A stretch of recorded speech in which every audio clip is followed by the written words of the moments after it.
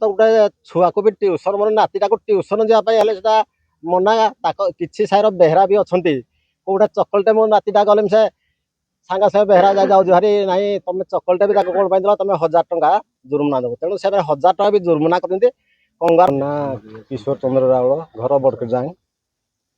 ମତେ ବିନା କାରଣ ବିନା ଦୋଷରେ ବଡ଼କେଜାଂ କମିଟି ସଭାପତି ଆଉ ସୁଶୀଲ ବାବୁ ଆଉ ସତମ ପଣ୍ଡା ଏ 3 ଜଣଙ୍କ ପ୍ରରୋଚନରେ ମତେ 1 ବର୍ଷ ହେଲାଣି ବୟକଟ କରିଛନ୍ତି।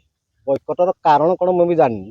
ମତେ କହିଲା ତମେ 20-22 ଏକର ଜାଗା ଭାଉଚର କରିଯାଅ। ମୁଁ କହିଲି 20 କିଏ କହିଲା?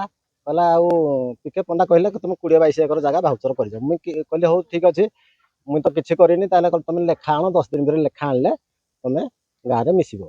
ମୁଁ ଏଠୁ ପିକେ ପଣ୍ଡା ପାଖକୁ ଗଲି, କହିଲି ସାର୍ କ'ଣ ମୁଁ ତ ଆପଣଙ୍କ ସହିତ କେବେ ଦେଖା ସାକ୍ଷାତ ହେଇନି କି ଫୋନ୍ରେ କଥାବାର୍ତ୍ତା ହେଇନି, ଆପଣ କ'ଣ ଏମିତି କହିଲେ? କହିଲେ ହଁ ମିଟିଂରେ ବହିବେନି ବୋଲି ଯେଉଁ ମନା କଲେ ମୁଁ କହିଦେଇଛି, ମୁଁ ଏଠକୁ ଆସିନଥିଲି। ଆଉ କ'ଣ ତୁମର ଦରକାର? ମୁଁ କହିଲି ଆଜ୍ଞା ମୋତେ ଲେଖିନା ଦିଅନ୍ତୁ, ସେ ମୁଁ ଲେଖା ଦେଲେ ସେମାନେ ମୋତେ ମିଶେଇବେ। କହିଲେ ହଉ ଠିକ୍ ଅଛି ମୁଁ ଲେଖିଦେବି ଆଉ। ତାପରେ ଏଠୁ ସେମାନେ କ'ଣ କଲେ, ତମେ ଯଦି ଲେଖିନା ଦେବ ପଣ୍ଡା ବାବୁ ତମର ଇମେଜ୍ ରହିବନି, ତମେ ଲେଖିନା ଦିଅନି। ମୋତେ ଲେଖିନା ଦେଲେନି। ଆଜି ପର୍ଯ୍ୟନ୍ତ ବର୍ଷେ ହେଲାଣି।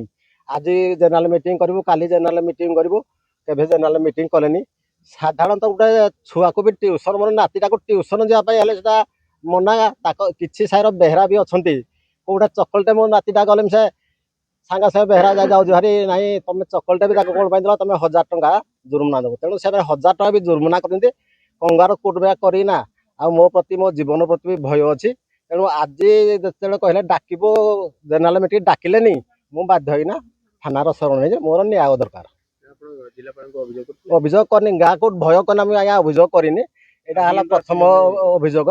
ଯେହେତୁ କହିଲେ ଡାକିବୁ ଡାକିଲେନି ଜେନେରାଲ ମିଟିଂ କାଲି ହେଲା, ଆଜି ହେଲା ଡାକିଲେନି। ମୁଁ ବାଧ୍ୟ ହେଇକିନା ଥାନାରେ ଆଜି ଏଫଆଇଆର ଦେଇଛି।